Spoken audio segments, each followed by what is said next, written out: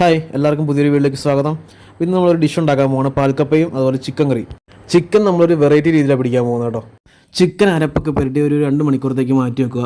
എന്നിട്ട് ഒരു ചീനച്ചട്ടിയിലേക്ക് എണ്ണ ചൂടാക്കി അതിലേക്ക് ഇഞ്ചി വെളുത്തുള്ളിയൊക്കെ ഇടുക. അതൊന്ന് ബ്രൗൺ ആയിട്ട് വരുമ്പോഴത്തേനും കുറച്ച് മുളകും കൂടെ അരിഞ്ഞ് ആഡ് ചെയ്യുക കേട്ടോ. കറിവേപ്പില, സവാള അരിഞ്ഞത് എല്ലാം കൂടി ഇട്ട് ഇളക്കുക. ചിക്കൻ എൻ്റേതായിട്ടുള്ള രീതിയിൽ ഉണ്ടാക്കുക കേട്ടോ, ഒരു ഫ്യൂഷൻ സ്റ്റൈലിൽ. കാണുന്നവർക്ക് അത് എന്ത് പേര് വേണമെങ്കിലും ഇടാവേ. നമ്മുടെ പാൽക്കപ്പയ്ക്ക് ഒരു വെറൈറ്റി ആയിക്കോട്ടെ എന്ന് ഞാനും വിചാരിച്ചു. അപ്പോൾ നമ്മുടെ വാടി വന്ന സവോളയിലേക്ക് മഞ്ഞപ്പൊടി, മല്ലിപ്പൊടി, അതുപോലെ കാശ്മീരി മുളക് പൊടിയാണ് ഞാൻ ആഡ് ചെയ്യുന്നത് കേട്ടോ. പിന്നെ ഗരം മസാല എല്ലാം കൂടെ ചേർത്ത് നന്നായിട്ട് ഇളക്കി മിക്സാക്കി റെഡിയാക്കി വെക്കുക. പിന്നെ അതിലേക്ക് നമ്മൾ നേരത്തെ തയ്യാറാക്കി വെച്ച ചിക്കൻ അതങ്ങോട്ട് ആഡ് ചെയ്യുക.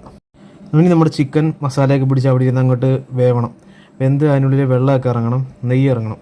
വെള്ളമൊന്നും ഒഴിക്കണം. ഇത് കണ്ടില്ലേ, ഇതേപോലെ കുറച്ച് കഴിയുമ്പോൾ മൂടി തുറക്കുമ്പോൾ നല്ലതായിട്ട് വെള്ളം വന്നിട്ടുണ്ടാവും. പിന്നെ ഇതിനകത്തേക്ക് ഒരു 4-5 കൊല്ലമുളക് ഞാൻ അങ്ങോട്ട് ഇടിച്ച് ആഡ് ചെയ്യുന്നുണ്ട് കേട്ടോ. നമ്മുടെ ചിക്കൻ ഒരു അരമണിക്കൂർ ഇരുന്ന് വെന്ത് നല്ല റെഡി ആയിട്ട് വന്നിട്ടുണ്ട്. ഇതിലേക്ക് നമ്മൾ ചിക്കൻ മസാല, അതുപോലെ സോസ്, ചില്ലി സോസും ടൊമാറ്റോ സോസും കൂടെ ആഡ് ചെയ്ത് നന്നായിട്ട് മിക്സ് ചെയ്ത് വെക്കുക. അപ്പോൾ ലാസ്റ്റായിട്ട് കുറച്ച് തേങ്ങാപ്പാലും കൂടെ ആഡ് ചെയ്ത് കഴിഞ്ഞാൽ നമ്മുടെ ചിക്കൻ്റെ പരിപാടി ഇവിടെ കഴിഞ്ഞ്. ചിക്കൻ വറുത്തിട്ട് വെക്കുന്നതിനേക്കാളും കുറച്ചുകൂടെ നല്ലതാണ് ഇങ്ങനെ വെച്ച് കഴിഞ്ഞാൽ. കുറച്ച് നേരം ഇരുന്ന് വേകണമെന്നേ ഉള്ളൂ. ഓക്കെ, അപ്പം നമ്മുടെ ചിക്കൻ കറി ഇവിടെ റെഡി ആയിട്ടുണ്ട് കേട്ടോ. ഇനി നമുക്ക് നേരെ പാൽക്കപ്പയുടെ പരിപാടിയിലേക്ക് പോകാം.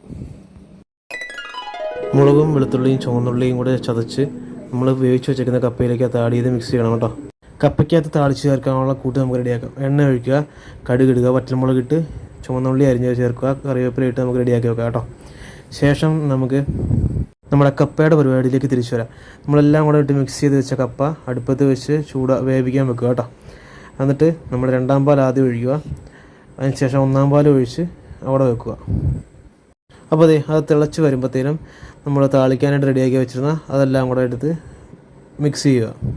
അപ്പോൾ നമ്മുടെ പാൽക്കപ്പ ഇവിടെ റെഡി ആയിട്ടുണ്ട് കേട്ടോ. ഇനി നമുക്ക് പാൽക്കപ്പയും ചിക്കൻ കറിയും കൂടെ കൂട്ടി പിടിക്കാം.